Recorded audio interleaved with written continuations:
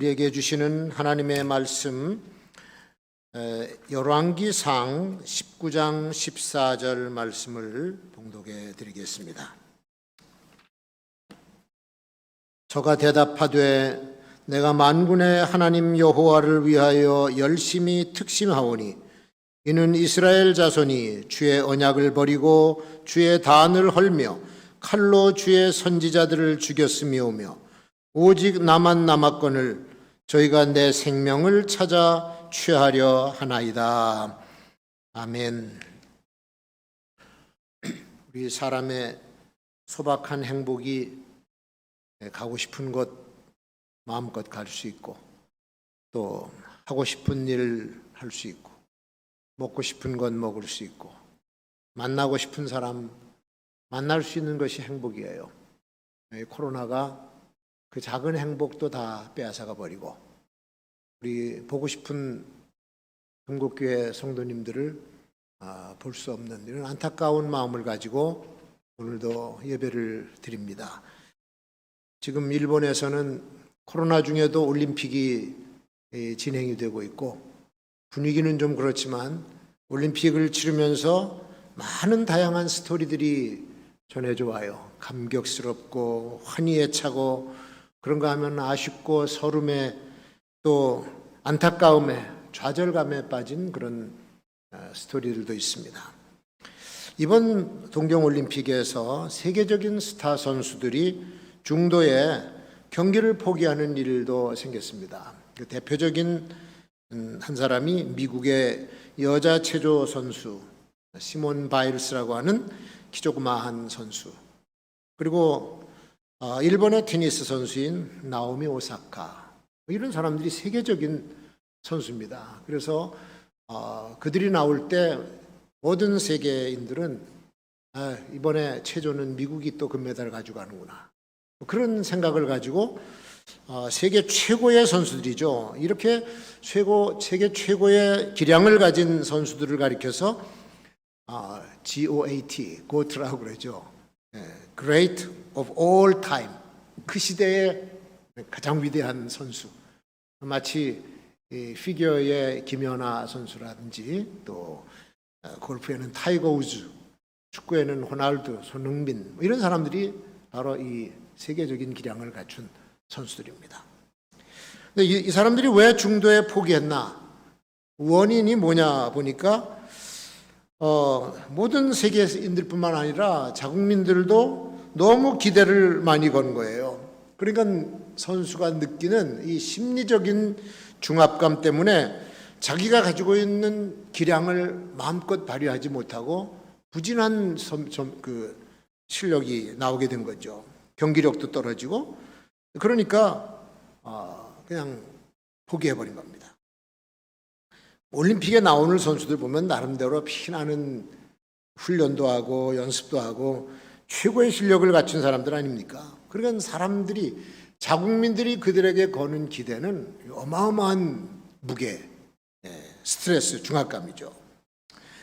그래서 이런 미국의 체조 경기는 따놓은 금메달이다 그러니까 이 기량이 뛰어난 바일스 선수가 그걸 못 이긴 겁니다. 때로는 이런 기대감이나 그 승부욕 이런 것들이 좋을 수도 있어요. 좋은 경기력을 만들어낼 수도 있고 최선을 다하는 그런 모습도 나타나지만 이렇게 심리적인 중압감 때문에 제 실력을 발휘하지 못하는 그런 양면성이 있다고 하는 겁니다. 그리고 우리나라 선수들도 보면은 이제 후원하는 기업들이 거금의 상금까지 내걸었어요. 이번에 뭐 메달을 딴다, 좋은 성적 1승만 해도 한 사람당 얼마씩 주겠다라고 하는 금전적인 그 보상까지도 약속을 하고 있고, 또 정부에서는 메달 따는 우리 젊은 남자들한테는 군을 면제해주는 그런 특혜까지 다 조건으로 걸려 있습니다. 그래서 이런 세계적인 승부의 세계에서는 희노애락이 파노라마처럼 그렇게 전개되고 있습니다. 요즘 코로나로 어디 가기도 힘든데 그냥 집에서 그 경기 보는 낙으로 그 사람들과 같이 즐거워하고 같이 뭐 안타까워할 수밖에 없죠. 우리나라의 선수인 진종호 선수 사격에, 그다음에 김연경 배구 선수, 이런 사람들은 이번에 올림픽을 출전하는 자세가 달라요. 벌써 진종호는 5번 올림픽을 20년간 출전해서 메달도 금메달도 뭐 3관왕 몇 번 따지 않았습니까? 연거푸. 이번에 가면서 이번에 올림픽을 그냥 소풍 삼아 즐기러 간다, 그런 얘기를 하고 왔어요. 김연경 선수는 뭐라 그러냐면, 나는 이번에 그 후배들 선수들을 좀 돕는 일을 좀 하고 싶다. 뭐 상도 많이 받아봤고 세계적인 선수니까 이런 승패를 초월한 모습을 보여주는데 보기가 좋더라고요. 어쨌든 우리 여기 오늘 본문에 등장하는 엘리야, 우리가 잘 아는 영적인 전투의 챔피언입니다. 혼자서 이 바알 선지자 450명, 아세라 선지자 400명, 850명을 혼자 상대해서 기도의 승리를 하고, 그리고 승리한 사람 바로 엘리야 선지자예요. 근데 바로 이 선지자가 말할 수 없는 고독감과 공포에 사로잡혀서 그 길로 도망을 치고 지금은 로뎀나무 아래서 죽기를 간청하는 그런 지경에까지 이르는 스토리가 오늘 19장에 나오는 이야기입니다. 엘리야의 말을 한번 들어보세요. 갈멜산 기도 결전에서 제가 대승을 거두고 바알 선지자들을 다 죽였지만 오직 나 혼자 남았나이다. 그리고 내 생명을 찾아서 죽이려고 합니다. 그러니 이제까지 이만하면 됐으니 나 여기서 죽여주세요. 하나님 앞에 그렇게 간청을 합니다. 엘리야는 승리자의 환희보다는 이세벨 왕으로부터 받는 생명에 대한 위협, 이게 엄청난 중압감이었기 때문에 자기 심정이 이렇다고 하는 것을 하나님 앞에서 고백하고 있는 얘기예요. 오늘 이 말씀이. 바알과 아세라 선지자를 모두 단독으로 물리친 그 시대 모든 사람이 알고 있고 인정한 하나님의 선지자 엘리야, 어떻게 이렇게 갑자기 하나님 앞에서 죽기를 원하는 이런 초라한 모습으로 변해버렸을까? 이 엘리야의 대승 그 뒤에는 우리가 알지 못하는 견디기 힘들었던 무게가 있었던 것을 우리는 여기서 볼 수가 있어요. 사람은 자기가 목표한 것을 이룬 것에 대한 성취감과 만족감을 느끼기도 하지만 동시에 이미 얻은 실적과 명성을 지키려내려고 하는 부담감도 동시에 가지고 있다라고 하는 것을 우리는 알아야 돼요. 인기 절정에 있는 연예인이 어느 순간에 많이 비어있는 관중석을 보면서 허탈해하고 심지어는 죽고 싶은 마음까지 갖는 이런 공허함과 허탈감, 말할 수 없이 괴롭다고 하는 얘기를 들었어요. 이해가 됩니다. 이런 공허와 허탈감은 누구에게나 찾아올 수 있고 누구나 경험할 수가 있는 거예요. 근데 이때 절실히 필요한 것이 뭡니까? 사람들의 격려가 필요하고 따뜻한 응원이 필요한 거예요. 괜찮아. 최선을 다해서 즐겨. 이 미국의 체조 선수, 일본 테니스 선수에게 진정한 응원이 있고 따뜻한 말이 하나 있었다면 경기 결과가 어떻게 됐을까, 그런 생각도 해봐요.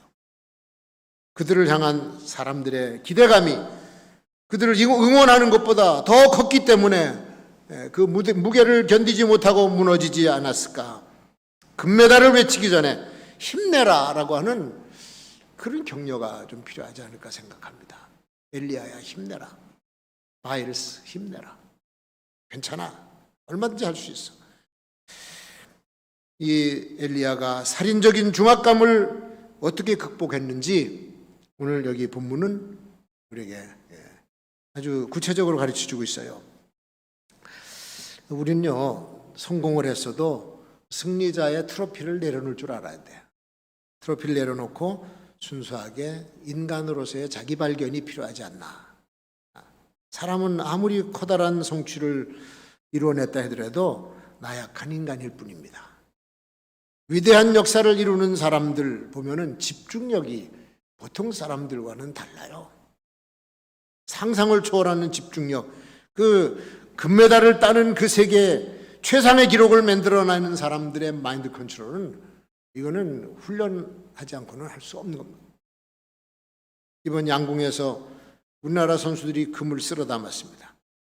전 세계 양궁 선수들은 한국 선수들하고는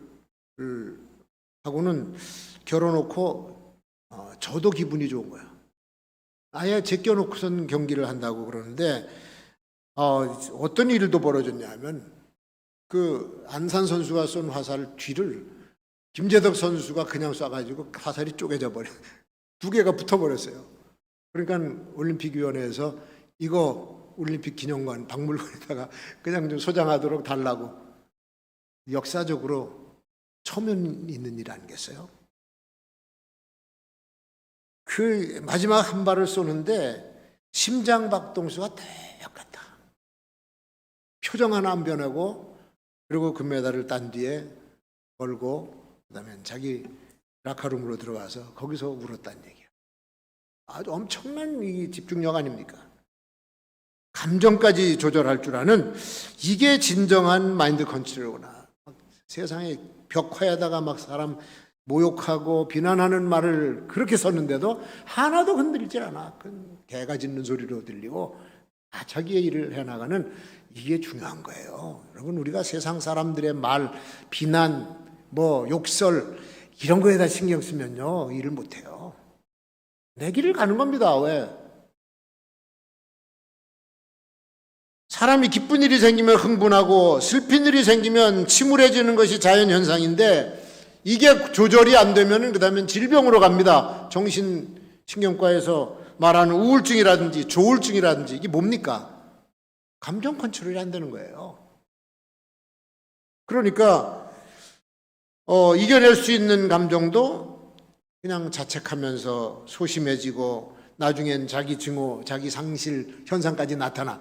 그러다 보면은 우울증 때문에 자살하게 돼요. 난 조울증 걸린 사람을 만났는데, 서울대에 나온 친구인데 아주 즐거울 때는 한없이 즐거워.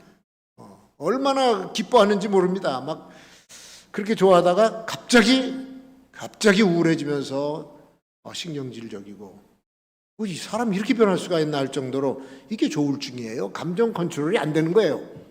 이건 자살을 끌어안고 살아가는 아주 위험한 그 심리 상태입니다. 엘리야는 갈멜산 꼭대기에서 단독으로 이방 선지자들과 생명을 걸고 결전을 치렀습니다. 바알 선지자들이 종일 자기 신들의 이름을 부르면서 기도하는데도 응답이 안 돼요. 마지막에 혼자 한 번의 기도로 하늘에서 불이 내려오면서 모든 재물을 살라버리고 통쾌한 승리를 했죠. 그리고는 바알 선지자, 아세라 선지자를 모조리 붙잡고 기손 시내가로 와서 다 처형을 시켜버렸죠. 대승리입니다. 이 뉴스를 왕후 이세벨이 들은 거예요. 자기가 아끼던 이방신 선지자들이 다 죽었거든. 그러니까 엘리야를 잡아서 죽이겠다고 눈에 불을 켜고 이를 갈면서, 그러니까 그 길로 도망을 치고 로뎀나무 아래서 죽기를 간청한, 실제로 죽여달라고 기도하고 있습니다. 죽고 싶을 만큼 엘리야의 스트레스가 극도에 달해 있었고, 그렇게 기도하다가 로뎀나무 밑에 쓰러져 잠이 들었는데 하나님이 천사를 보내셔서 떡과 물을 가져와서 먹이고 마시었어요. 그리고 기운을 차리게 한 거죠. 인간의 가장 기본적인 욕구를 충족시켜주는 거예요. 문제 해결이 멀리 있질 않습니다.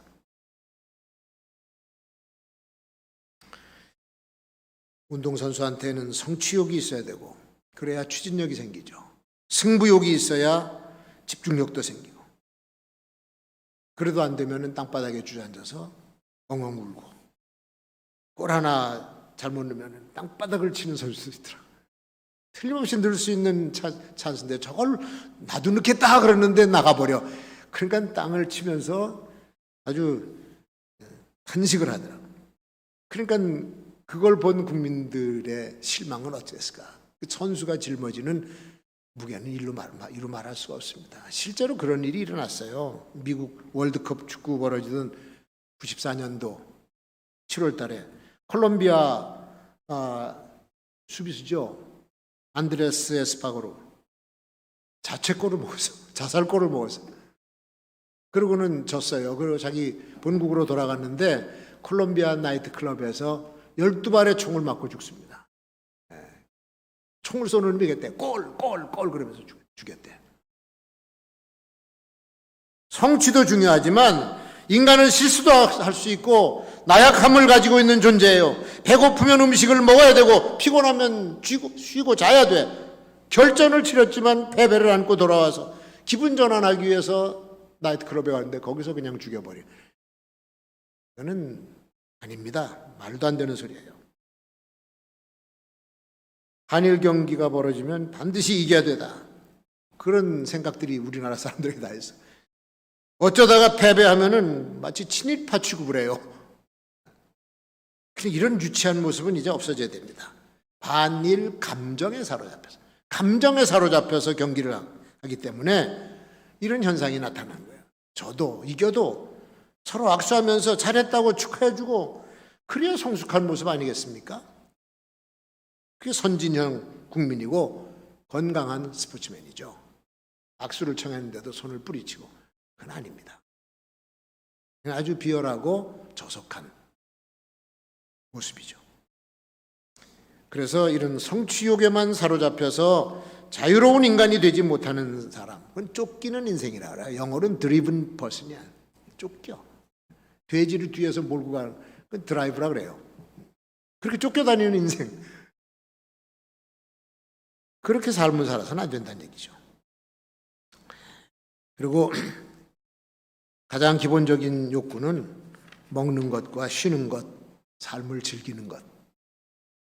그걸 우리가 알아야 되는데 이 중압감을 끌어안고 생을 즐길 줄도 모르는 사람이 되면 이게 엄청난 불행이 되는 겁니다. 그러니까 공부를 하는 학생들도 3등 잘했어요. 5등도 잘한 거고 10등 안에만 들어도 잘한 거지. 꼴찌보다는 낫잖아. 근데 1등 하던 녀석이 2등으로 밀리고 3등으로 밀렸다고 아파트에서 뛰어내려 죽어. 이게 드리븐 퍼슨이에요.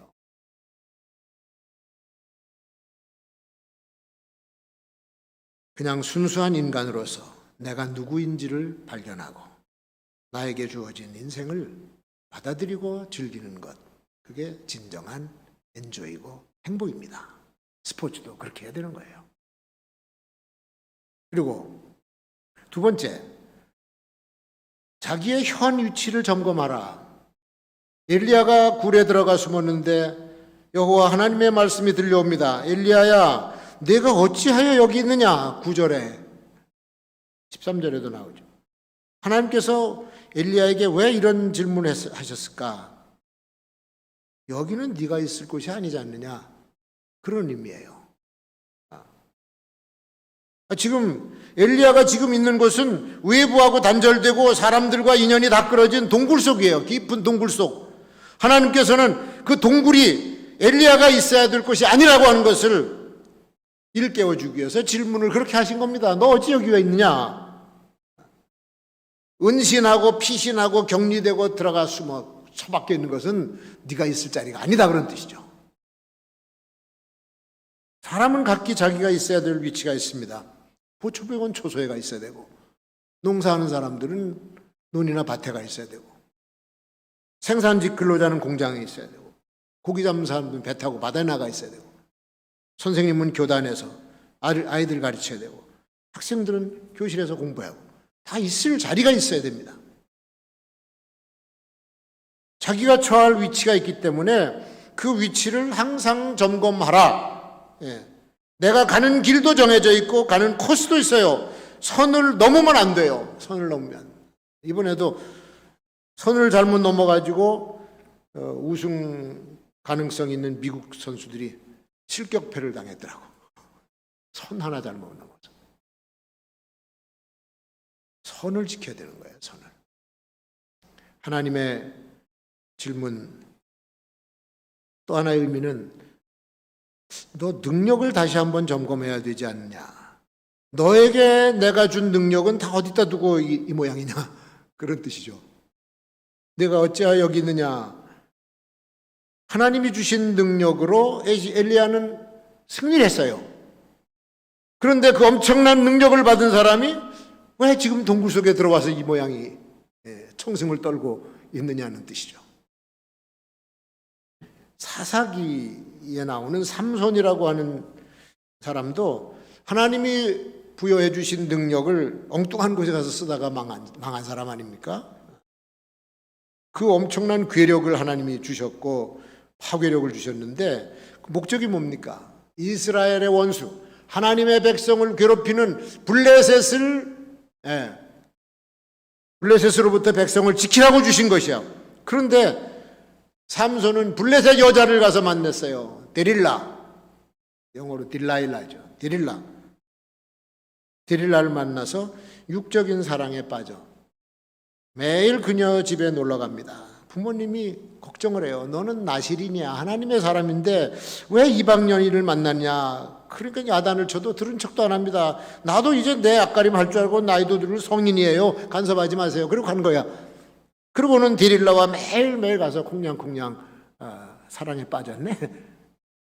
그러다가 블레셋 장정들에게 결국은 붙잡혀서 두 눈 다 뽑히고 당나귀 새끼처럼 지하에서 연자맷돌을 돌리는 신세가 되고 결국은 뭐 죽고 말죠. 하나님이 주신 신성한 능력을 엉뚱한 짓 하는 데다 갖다가 쓰는 사람들에게 하나님은 이런 질문하시는 거야. 너는 어찌하여 여기 있느냐. 그래서 하나님의 이 질문은 사명에 관계된 질문이기도 해요. 사명의 사람, 자기 성취를 이루려고 하는 사람, 달라요. 이 사람들은 삶의 동기가 다르고 삶의 질이 다르고 하는 일의 내용이 달라요. 자기 성취의 목적으로 살다가 실패하면 그 다음엔 좌절해요. 근데 사명의 사람은 좌절이 없어요. 사명을 완수하기까지는 죽을 수도 없는 게 사명의 사람이에요. 그래서 이 동굴은 사명의 사람이 들어갈 자리가 아니라는 거예요. 사명의 사람은 도피자가 되어서는 안 된다. 그걸 우리에게 가르쳐 주신 겁니다. 하나님께서. 하나님은 사명의 사람에게 그 일을 막 할 만한 능력까지 주시고 그리고 일을 성취할 수 있도록 도와주셔요. 하나님께 일하시는 방법이 그렇습니다. 엘리야는 갈멜산에서 승리를 거둔 후에 할 일이 있어요. 이제까지 우상으로 혼탁해진 그리고 분열된 백성들의 마음을 다 여호와께로 돌려놓아야 될 책임이 있어요. 근데 도망을 쳤어. 이세벨을 피해서 도망을 쳐야 될 존재가 아니라는 거예요. 맞서서 싸워서 이겨야 될 대상이 이세벨이야. 아합과 이세벨은 원흉이에요. 제거를 했어야 되는 존재들입니다. 근데 어떻게 도망을 가? 사악한 지도자들. 갈멜산에서 승리를 주신 뜻도 850명만 죽이고 끝나라는 얘기가 아니었었거든. 그들을 몰아내고 백성을 바로 인도하라고 하는 사명. 이게 갈멜산에서 엘리야가 받았던 사명입니다. 근데 그 사명을 버린 것이죠. 죽음에 대한 중압감 때문에 그걸 끌어안고 도망을 쳤지. 그 하나님이 찾아와서 너 왜 여기 있느냐? 내가 네게 원하는 일은 어디다 두고 여기 동굴 속에 처박혀 있느냐? 하나님께서 그렇게 책망을 하신 겁니다. 13절에서 똑같은 질문을 그렇게 한 거예요. 그래서 너 위치가 어디며 너의 능력은 어디다 있으며 내가 너에게 준 사명은 다 어떻게 하고 여기 와서 이렇게 실패자로 쭈그리고 있느냐? 이 질문을 우리 개인적으로 받아야 돼요. 하나님께서 나에게 사명을 주셨다면 그럼 지금 나는 어떤 모습으로 지금 여기 있는가? 동굴 속이 아닌가?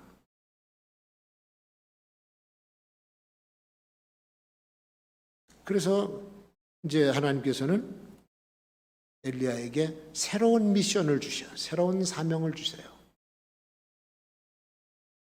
궁색한 대답을 하죠. 저는 만군의 여호와를 위하여 열심히 넘치는 사람입니다. 그건 나도 알지. 그런데 백성이 여호와의 언약을 버리고 주의 제단을 헐어내고 주의 선지자들을 다 죽이는데 이제 다 죽고 나 혼자 남았지 않았습니까? 근데 이제는 내 목숨까지 노립니다. 나 혼자예요. 그게 엘리야의 하나님 앞에서 늘어놓은 푸념입니다. 그때 하나님께서 엘리야의 말이 틀렸다는 거예요. 18절에 뭐라 그러냐면 내가 이스라엘 가운데 바알에게 무릎 꿇지 않는 자들을 7천이나 남겨둘 것이다. 너 혼자 아니야 임마. 7천이나 남겨둘 것이다.